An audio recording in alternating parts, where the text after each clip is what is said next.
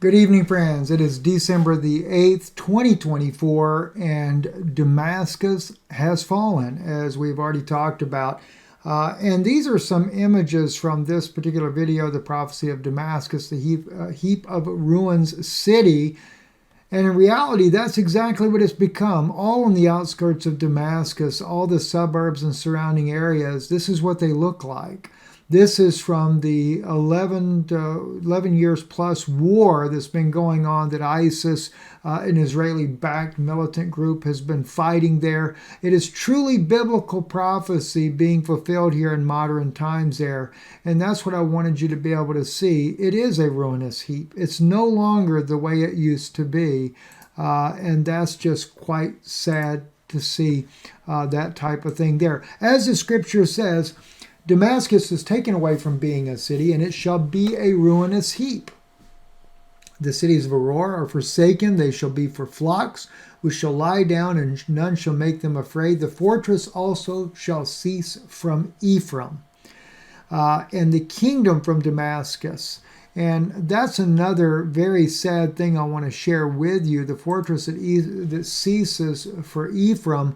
Well, Ephraim is the Christians that have remained. He represents the house of Israel. If you remember, Jesus said he was sent only into the lost sheep of the house of Israel. He sent his disciples out to the countries, even including Syria, and were constantly trying to win the Jewish people over, or the house of Israel over, to the true gospel, the new covenant. And they were very successful in Damascus. As I shared with you a little while back, when Paul was going down to lay waste to the church that was in Damascus, God had to stop him. Why? Because that was not the time that Damascus would be a ruinous heap. But instead, Damascus would become a fortress for Christianity for the next 2,000 years. And Bashar al-Assad, the former president of Syria, who is now has made his way over to Russia and is now there with President Putin living in Russia, who has offered him asylum for him and his family there. He is the last reigning, I'll say king, if it were to be, but he's actually an elected official there in Syria there, to be the strong, safe haven for the Christian community. As we see clearly, that was depicted here. That's President Bashar al-Assad right there in the midst of this group right there of different Christian ministers and clerics of different faiths, etc. there. So he's the last one. And now that has come to an end. If you recall, years ago I said that I was sitting at a Shabbat dinner living in northern Israel there with a Jewish friend of mine, and he was a military officer, and he said to me that they had discovered that ISIS militants were wearing tzitzit, some of the high-ranking officers. It's very strange to him at the time, and of course at that time I was still very pro-Zionist, so it shocked me to hear that the tzitzit, the four corners of the Jewish prayer shawl, that these ISIS militants were actually wearing something like that. But then again, how would it surprise us? If you recall, and I'll use the King James Version here because it just make it a little bit easier for you to understand. I already know it from the Hebrew version of this very well, so I know exactly the way it looks, how it's translated, and King James actually translates this very well here when it says here in verse 9, "In that day shall his strong cities be as a forsaken bow." Think about that for a moment. Aleppo, Homs, Damascus, his strong cities as a forsaken bow, and an uppermost branch which they left. And whose it fall? Because of the children of Israel. And there shall be desolation. That's why I played for you this video here at the beginning here, so you could see just the type of desolation and ruin that they have brought. Not just Damascus, but the other cities as well. Aleppo, Homs, and those are the western cities, but also in the east of Syria. brought this place to ruination. 500,000 people have been killed in this 11-year-long battle that's been going on. So it is prophecy in the making. I want to play for you again General Wesley Clark and his famed statement that he makes here. Listen in. So I said, well, did they find some information connecting Saddam to Al-Qaeda? He said, no. He says, there's nothing new that way. They just made the decision to go to war with Iraq. He said, I guess it's like we don't know what to do about terrorists, but we got a good military and we can take down governments. And he said, I guess if the only tool you have is a hammer, every problem has to look like a nail. So I came back to see him a few weeks later, and by that time we were bombing in Afghanistan. I said, are we still going to war with Iraq? And he said, oh, it's worse than that. He said, he reached over on his desk, he picked up a piece of paper, he said, I just got this down from upstairs, meaning the Secretary of Defense's office today, and he said, this is a memo that describes how we're going to take out 7 countries in 5 years, starting with Iraq and then Syria, Lebanon, Libya, Somalia, Sudan, and finishing off Iran. So now you know it. Iran will be next. And it doesn't mean that Israel has to go in there and bomb Iran into oblivion. They could overthrow it with the people. But one way or the other, they're going to overthrow it. And clearly, I don't make this up, this is the prophecy sitting right here in Isaiah because of the children of Israel. Notice what he says, because thou hast forgotten the God of thy salvation. So Israel, you have forgotten the God of your salvation, and hast not been mindful of the rock of thy strength. Christian Zionist, you didn't put the mind of Christ in front of you in making this decision to go and to support blind Pharisees. Jesus told you, if the blind lead the blind, they both fall in the ditch. So I guess it just goes to show right where you're at. Then it goes on to say, therefore shall you plant pleasant plants and shall set it with a strange slip. That was these different fighting factions that were brought in. And they're trying to blame it all on Turkey. Oh, Turkey is the one doing it. In Israel, of course, now we have Netanyahu. He's going to rush in his troops now. Got to rush those troops in and make a border zone there. And we're going to go into that in just a minute. But before I do that, I want to just remind Israel of something here. And I've said this before in time past, but it seems like it's so easily forgotten. Remember the story of Jacob and Laban? Remember how Esau wanted to kill his brother for deceiving him? Now his mom put him up to it. But nonetheless, she had him deceive him so that he would get the birthright when actually the birthright should have gone to Esau. According to Scripture anyway, it goes to the eldest son. But his mother caused Jacob to deceive his father, got the birthright, and once you get it, you can't change it. Notice that. And I want you to notice that because I'm going to show you something in here that Jacob did that caused the death of his own wife. When he deceived his father and Esau came in and he says, who is it that came in before you? He said, because I've already blessed him. And he says, and I've blessed him. I can't take it back. I'm just paraphrasing. He's got it. It's done. It's settled. So he gave a little remainder blessing, but he let him know, your brother, you're going to have to serve your brother.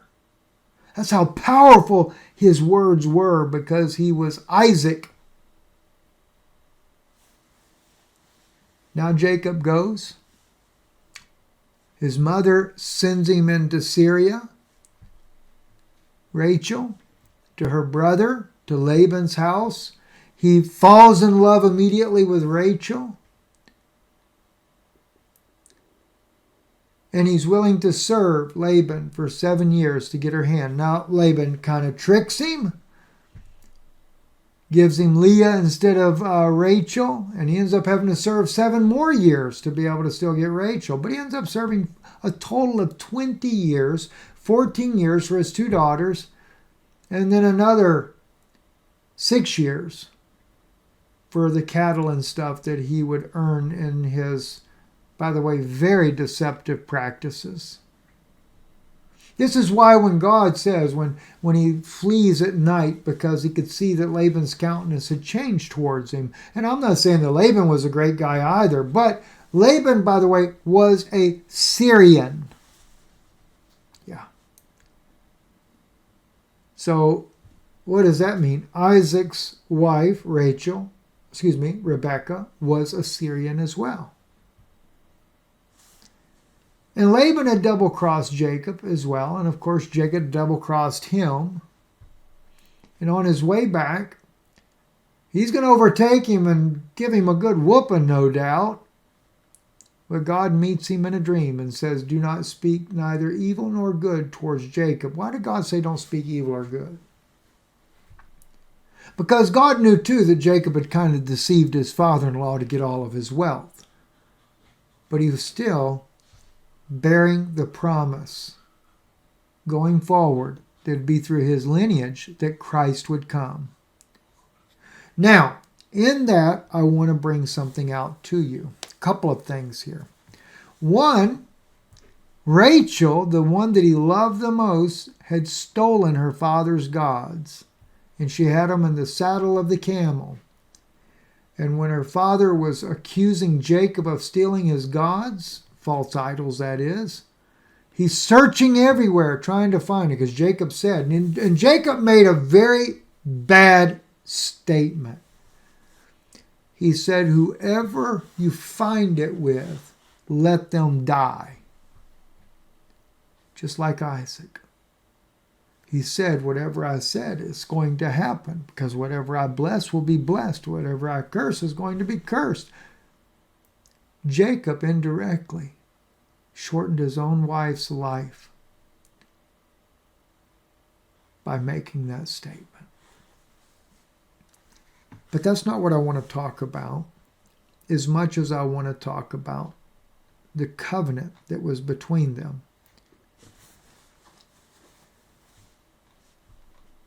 In verse 44, in chapter 31 of Genesis, we read, and now come, let us make a covenant, and I and you, and let it be for a witness between me and you. And Jacob took a stone and set it up for a pillar. And Jacob said unto his brethren, gather stones. And they took stones and made a heap. And they did eat there by the heap. And Laban called it Jegar Sahudutha, but Jacob called it Galid. And Laban said, this heap is a witness between me and you this day. Therefore was the name of it called Galid. And Mizpah, for he said, the Lord watch between me and you when we are absent one from another. If you shall afflict my daughters, and if you shall take wives besides my daughters, no man being with us, see, God is a witness between me and you. And Laban said to Jacob, behold this heap, and behold the pillar which I have set up between me and you. This heap be a witness, and the pillar be a witness, that I will not pass over this heap to thee, and you shall not pass over this heap and this pillar unto me for harm. What's important to note, though, here, that covenant was set between these two men. And when he says, when we are absent one from another, even when they weren't on the earth anymore. If you take any other wives, in other words, Jacob becomes Israel, the prince with God. If you take any other wives, then my daughters, God will be the judge. And what did Israel do? Israel went a-whoring, married in amongst the Nephilim clans. That was the house of Israel. And then Judah did the exact same thing. Judah, while they were living over in Babylon, also the priests and the Levites and some of the leaders of the people were chief in that sin and marrying amongst the Nephilim clans, the Hittites, Perizzites, Jebusites, Amorites, etc., and mingled the holy seed. If it hadn't have been that God protected some seed somewhere so that Christ could come on the earth without it being a corrupt seed when he got here, it was only the mercy of God. But he said, God be a judge. That was one offense right there that Israel did. Took wives other than his daughters. That's why Rebecca, didn't want her son marrying anybody else but a pure bloodline. And then on top of it, they swore to do no one, either side, do harm. But both sides have broken that covenant. Down through history, including David, he's broken the covenant. Syrian kings have broken the covenant. But Israel, I warned you myself. And I told you what you're doing to the Syrian people was a violation of the covenant of God that God made, that your father Jacob made with Laban the Syrian. Why do you think the early Christian church set up in Damascus? They knew it was a safe haven of Laban's people. And it remained a safe haven because the Syrians believed Jesus. Sad to say that today it's just not true.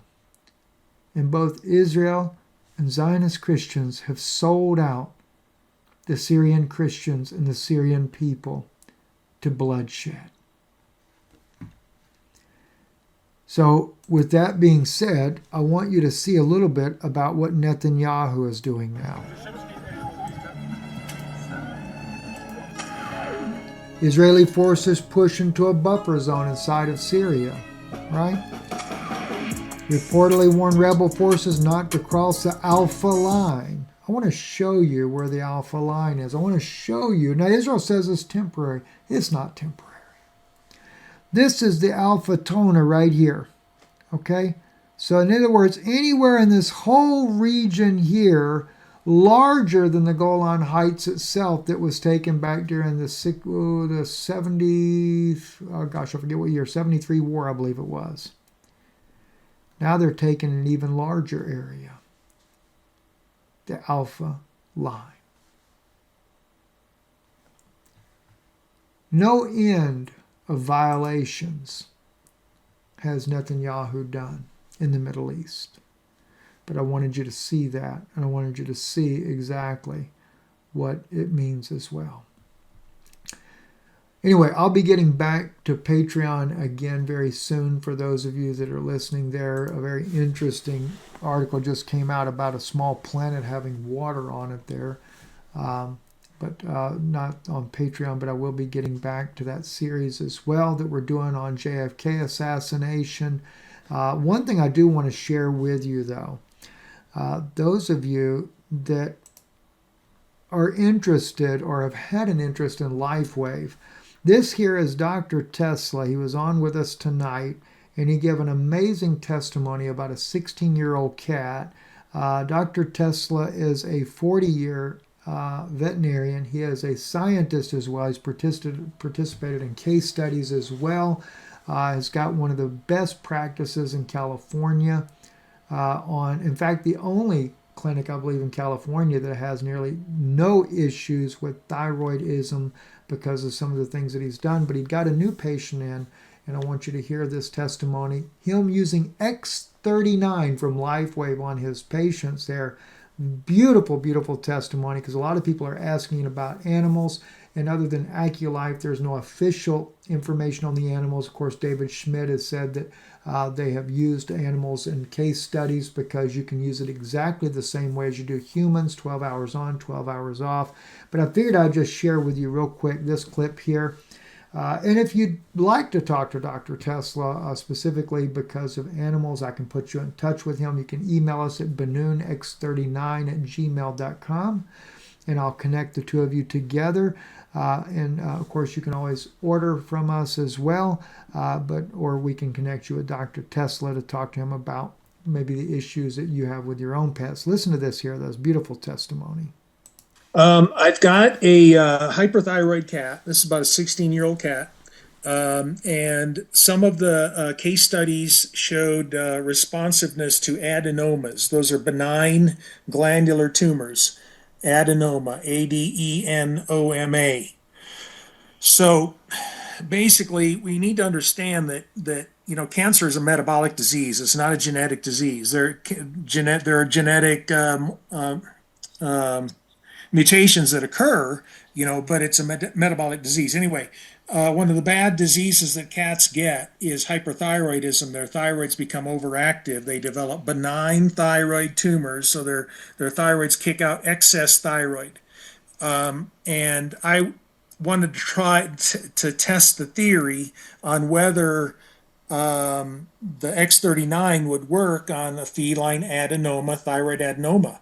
And sure enough, I have a just geriatric cat that had this out of control hyperthyroidism that the owners consented to starting to use the patches, and they still use a little bit of medication. But prior to these X39s kicking in, this cat was losing weight and was going to die. And now it's back up to 10 pounds. So wow, that's a cool case. That is amazing. I am so happy to hear that. We had a lot of amazing testimonies tonight on our Zoom. You can also check that out at Benoon X39 YouTube channel there. We post those. We have meetings every Sunday night at 8 p.m. Eastern. You're always invited. Just go to x39hub.com, hub.com. You're welcome to join us. And if you would like I said, to reach out to Dr. Teslaa, you have some questions like that, I'm sure he'd be glad to help you. Just email us, benoonx39 and at gmail.com. Put in there, you can put on there vet doc or Dr. T, and that way I'll know to check out that email specifically. And of course, you can always order Lifewave directly if you want to just go ahead and order it for yourself there by visiting our or actually just go to our website, israelinewslive.org. That's probably the easiest way to do it. And besides being able to support the ministry, you can do that by donating, but also Lifewave. We have right here, the link, just click there. When you click on the Lifewave link there, it's going to take you straight to our website on Lifewave. And you'll see lifewave.com/Benoon, and you can sign up. If you're in another country in the world, all you got to do is just click on this flag, the U.S. flag there. No, that's not going to happen. That's just my computer's got a problem in it. But if you click on the flag there, you can scroll down whatever country you might be in. These are the countries that we have agreements with to where people can order patches in any of these countries around the world, and a massive number of countries that are out there that actually are able to get patches there as well. So anyway, thank you for listening. God bless you. And if you need any help with signing up, you can also email me on that. If you just say, Steve, I want to, whether you want to be a preferred customer or if you're looking at a small business opportunity with it, we could help you with that. Either way is perfectly fine. Just let us know. God bless you, and thank you for listening.